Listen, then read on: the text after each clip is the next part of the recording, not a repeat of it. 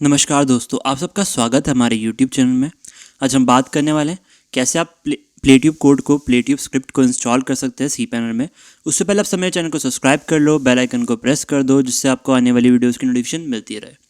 अब प्लेट्यूब स्क्रिप्ट को डाउनलोड कर लेते हैं पहले, और अगर आपने बाय नहीं किया तो मैं वो भी बताता हूँ बाय कैसे करना है। आपको जाना है सिंपली प्लेट्यूब, यहाँ पे सर्च कर लेना है कोड कैनियन स्क्रिप्ट पे। और अगर आपके पास लिंक नहीं है तो आप मेरे पास नीचे डिस्क्रिप्शन बॉक्स में आपको इसका लिंक मिल जाएगा। आप वहाँ से जाके इस वेबसाइट पे विजिट कर सकते हैं और आपको सिंपली ओपन करना है प्लेट्यूब। और प्लेट्यूब पे जाने के बाद आपको इसको स्क्रिप्ट को बाय कर लेना। ये $99 की है, कहीं बार ये डिस्काउंटेड पे मिलती है तो आप वहाँ से तब बाय कर सकते हैं। और इसको बाय करने के बाद आपको सिंपली जाना है डाउनलोड सेक्शन में।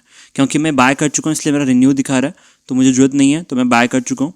और आप लोग बाय कर लें। बाय करने के बाद आपको मिलेगा डाउनलोड का ऑप्शन, तो अपने प्लेट्यूब स्क्रिप्ट को पूरा कोड को एक साथ डाउनलोड कर सकते हैं ऑल फाइल्स एंड डॉक्यूमेंटेशन के साथ, जिसमें आपका लाइसेंस की और अपडेशन और स्क्रिप्ट दोनों मिल जाएगी आपको।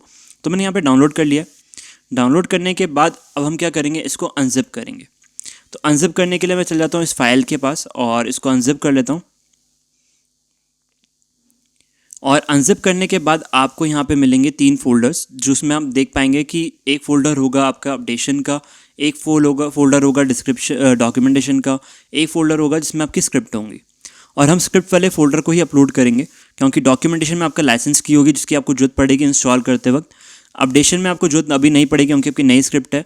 तो अपडेशन तब जरूरत पड़ती है जब आपकी पुरानी स्क्रिप्ट हो और कोई नया अपडेट आया और आपको अपलोड करना हो, तब आपको जरूरत पड़ेगी कैसे करना है। बट अभी हम उस पर नहीं जाएंगे, तो अभी हम यहाँ पे तीनों को अनजिप कर रहे हैं।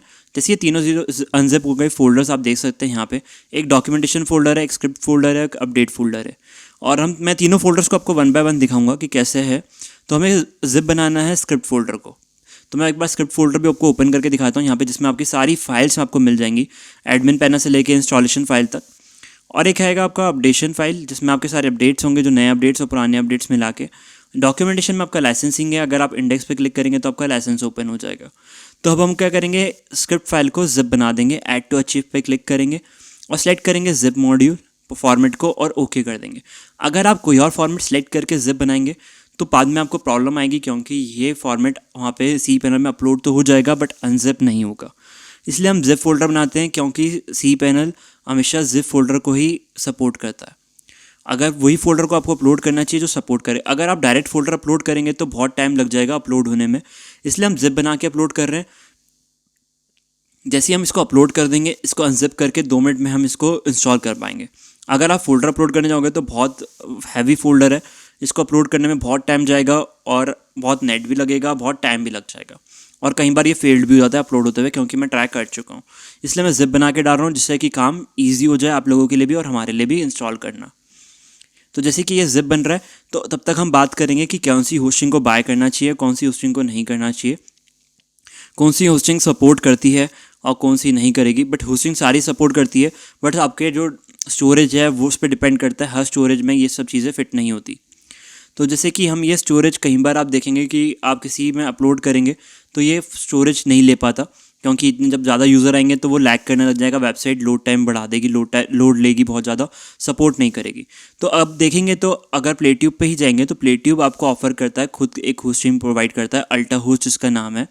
और अगर आप उस पर भी जाके प्लेट्यूब पे भी चेक करेंगे तो आप विजिट करेंगे इसी वेबसाइट पे, और ये ऑफ़र करता है आपको। यहाँ पे आपको सारे टाइप की ऑफर्स मिलते हैं, गेमिंग के लिए, वीडियो शेयरिंग प्लेटफॉर्म्स के लिए। ये उसी के लिए ही होस्टिंग बनी है। ये काफ़ी वाइड होस्टिंग जो भी आपको लेना चाहिए आप ले सकते हैं। आपको कहाँ से डिस्काउंट मिल जाएगा अल्टा होस्ट का, तो आप इस वेबसाइट पे विजिट करेंगे। इस वेबसाइट का लिंक मेरे डिस्क्रिप्शन बॉक्स में मिल जाएगा, जिसमें आपको अल्टा होस्ट के कूपन कोड मिल जाएंगे। आप चाहे तो होस्टिंगर में भी इसको होस्ट कर सकते हैं, उसका डिस्काउंट कूपन कोड भी मेरी इस वेबसाइट पे मिल जाएगा। आप उसका लिंक आपको डिस्क्रिप्शन में, आप वहाँ जाके उस पर क्लिक करके ओपन कर सकते हैं और वहाँ से अपना डिस्काउंट पा सकते हैं। और आप वहाँ से जाके आप इसको बाय कर सकते हैं, चाहे आप होस्टिंगर में इंस्टॉल करें या अल्टा होस्ट में करें, वो अब आपके ऊपर है। तो मैंने यहाँ पे सी पैनल को ओपन कर लिया। आप देख सकते हैं मेरा सी पैनल ओपन हो चुका है। अब हम क्या करेंगे, जिप फाइल बन चुकी है, अब हमारा काम है इसको अपलोड करना, जो हमने स्क्रिप्ट फाइल को जिप बनाया। तो मैं यहाँ से गया सी पैनल पे, फाइल मैनेजर पे। मैं आपको एक बार फिर दिखाता हूँ। सी पैनल पे जाना है, फिर जाना है आपको फाइल मैनेजर पे। फाइल मैनेजर में आपको आने के बाद जाना है पब्लिक HTML के अंदर। आप देखेंगे तो यहाँ पे पब्लिक HTML आपको दिख जाएगा लिखा हुआ। आपको इसके अंदर अपलोड कर देना है अपनी डायरेक्टरी फाइल है, ये आपकी डायरेक्टरी है, और इसके अंदर आपको स्क्रिप्ट को अपलोड कर देना है पूरी की पूरी। तो मैं यहाँ पे स्क्रिप्ट को यहाँ पे ड्रॉप कर देता हूँ, ड्रैग एंड ड्रॉप। और जैसे ये ड्रॉप करूँगा तो ये यहाँ पे अपलोड होना शुरू हो जाएगी और आपको थोड़ा सा वेट करना पड़ेगा। जैसे ये अपलोड 100% कंप्लीट होगा तो हम इसको एक्सट्रैक्ट करके और फिर इसका डेस्टिनेशन भी चेंज करेंगे, डेजिग्नेशन कि ये कौन से फोल्डर के अंदर आ रही है, वहाँ से निकाल के हम इसको बाहर डालने वाले हैं, जिससे कि ये फाइल सपोर्ट कर सके, चल सके, आपके डोमेन पे रिफ्लेक्ट कर सके। अगर आपका डोमेन पे रिफ्लेक्ट ही नहीं करेगी तो ये सपोर्ट ही नहीं करेगी, चलेगी ही नहीं फाइल। तो इसलिए हमें उसको डालना पड़ेगा मेन डायरेक्टरी के अंदर फाइल्स को। अभी हमने एक फोल्डर के अंदर रखा हुआ है, फोल्डर नहीं चलेगा, वरना स्लैश करके फोल्डर चलाना पड़ेगा। जैसे कि आप देख सकते हैं ये अपलोड हो चुकी है। अब हम चलते हैं पब्लिक HTML के अंदर और इसको अनजिप करेंगे पहले।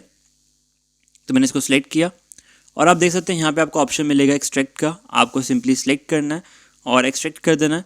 तो मैं यहाँ से राइट क्लिक कर देता हूँ और एक्सट्रैक्ट पे क्लिक कर देता हूँ और आपको यहाँ पे पब्लिक HTML फाइल्स के अंदर इसको एक्सट्रैक्ट कर देना है। तो एक्सट्रैक्ट करने के बाद आपके पास एक फोल्डर बना आ जाएगा स्क्रिप्ट नाम का, जिसके अंदर आपकी सारी फाइल्स होंगी। फिर हम क्या करेंगे, इस फाइल्स को आप सेलेक्ट करेंगे, सारी फाइल्स को। जैसे कि ये फोल्डर अनजिप हो चुका है और इसको हमने सेलेक्ट किया, फोल्डर को ओपन किया और सारी फाइल्स को एक साथ सेलेक्ट कर लो, Ctrl A करके या Command A करके। अगर मैक यूज़ करो तो Command A, वरना Ctrl A। और फिर इसको कर दो आप सेलेक्ट ऑल करने के बाद, यहाँ से भी सेलेक्ट ऑल कर सकते हो। और आपको दिख रहा है यहाँ पे बैक का ऑप्शन और यहाँ पे लिखा हुआ है मूव का ऑप्शन। तो आपको मूव पे क्लिक करना है और स्क्रिप्ट को हटा देना है। पब्लिक HTML के अंदर स्लैश और मूव फाइल कर देना है। तो अब यहाँ से ये सारी फाइल्स आपकी मूव होके होम पेज पे आ जाएंगी पब्लिक HTML के अंदर। तो आप देख सकते हैं यहाँ पे आपकी सारी फाइल आ चुकी है और आपका स्क्रिप्ट फोल्डर भी आ चुका है। अब आपको कुछ नहीं करना, अब आपको सिंपली एक डेटाबेस क्रिएट करना है। और डेटाबेस क्रिएट करने के लिए मैं जाता हूँ यहाँ से MySQL डेटाबेस के अंदर, जिसके अंदर आप यहाँ पे एक डेटाबेस नेम देंगे, क्योंकि इंस्टॉल तब तक ही नहीं होगा जब तक आपका डेटाबेस नहीं है, तो आपका डेटा ही नहीं स्टोर करेगा। तो मैं यहाँ पे एक डेटाबेस नेम देता हूँ टैलेंट हाइट और यहाँ पे हम क्रिएट कर देंगे क्रिएट डेटाबेस। डेटाबेस तो आपका जैसे क्रिएट हो जाएगा, जैसे मेरा ऑलरेडी एग्जिस्ट दिखा रहा है तो मैं कुछ और नाम रखूँगा। अगर आपका भी कोई डेटाबेस पहले से बना हुआ है तो आप कोई और नाम रख दो। और उसके बाद आपको एक यूज़र चाहिए होगा इसके लिए। पहले हम एक काम करते हैं, एक यूज़र नेम क्रिएट कर लेते हैं जिससे हम कनेक्ट कर पाएंगे डेटाबेस को। तो मैम यहाँ पे देख सकते हैं कि एक यूज़र नेम क्रिएट करना पड़ेगा। तो यहाँ पे आपको लिखा हुआ है ऐड यूज़र नेम।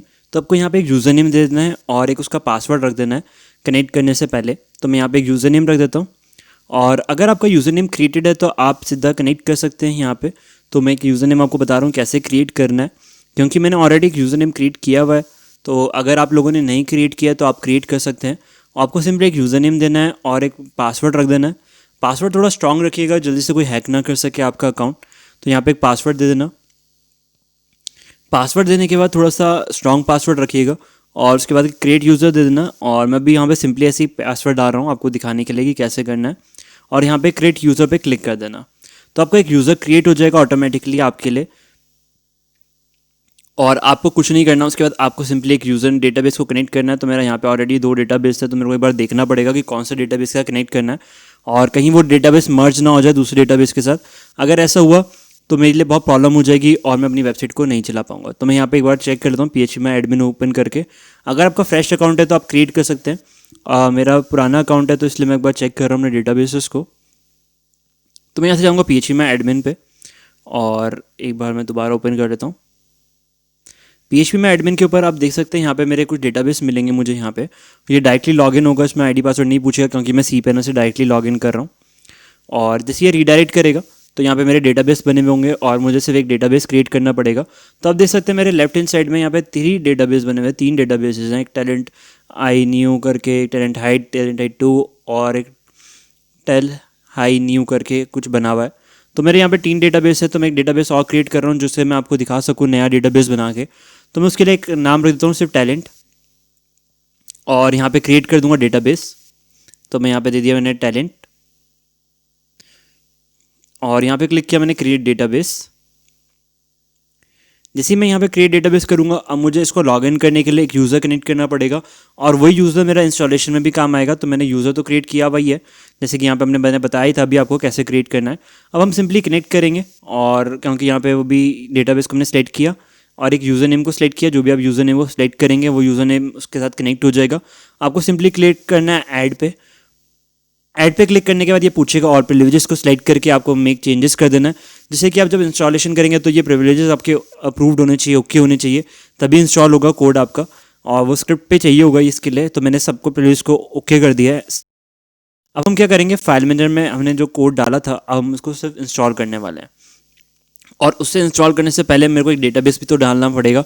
अगर डेटाबेस ही नहीं होगा वहाँ पे तो वो इंस्टॉल कहाँ पे होगा। तो इंस्टॉल करने के लिए तो एक डेटाबेस चाहिए होगा ना, अभी तो सिर्फ बना है वो। तो आप पहले भी एक डेटाबेस बना के डाल सकते हैं और इंस्टॉलेशन के टाइम पे वो ऑटोमेटिकली डेटाबेस उसके अंदर एंटर कर जाता है। तो मैं यहाँ पे क्या करने वाला हूँ, यहाँ पे मैं सिंपली एक PHP में एडमिन पे जाऊँगा, मैं आपको दिखाऊंगा कि कैसे आपको डेटाबेस अपलोड करना है। उससे पहले आप देख सकते हैं यहाँ पे मैं PHP में एडमिन पे, अगर मैं उसको डायरेक्टली ओपन कर रहा हूँ तो वो लोडेड पेज ओपन होगा जो मेरा पहले से ही ओपन है, और उसमें अगर वो डेटाबेस शो हो रहा है तो ही वो करेगा। जैसे कि अभी यहाँ पे मैं इसको रिफ़्रेश करता हूँ तो अभी यहाँ पे कोई नया डेटाबेस नहीं आ रहा है जो मैंने क्रिएट किया था। तो अब मुझे वो वाला डेटाबेस लाने के लिए मुझे यहाँ से इसको कट करके दोबारा रीओपन करना पड़ेगा जिससे कि वो डेटाबेस शो हो। और तो मैं इसको यहाँ पे दोबारा ओपन कर देता हूँ, पुराने वाले को बंद कर देता हूँ मैं फाइल को। और जैसे ये लोड होगा तो आप देखेंगे मेरे एक और नया डेटाबेस क्रिएट हो चुका होगा जो मैंने अभी क्रिएट किया है टैलेंट के नाम से। तो आप देख सकते हैं admin-talent आ चुका है, _talent, और ये एक नया डेटाबेस है। इसके अंदर हमें इंपोर्ट करना है जो हमारी डेटाबेस है, जो हमें अपने प्लेटिव कोड का डेटाबेस है। तो मैं उसको यहाँ पे इंपोर्ट करूँगा इंस्टॉलेशन के लिए। तो मैं यहाँ से चूज़ फाइल किया और मैं यहाँ से चले गया स्क्रिप्ट के अंदर, और प्लेटिव को मैंने यहाँ पे एंटर किया सेलेक्ट करके डेटाबेस को, SQL को, और यहाँ से मैंने क्लिक किया गो पे।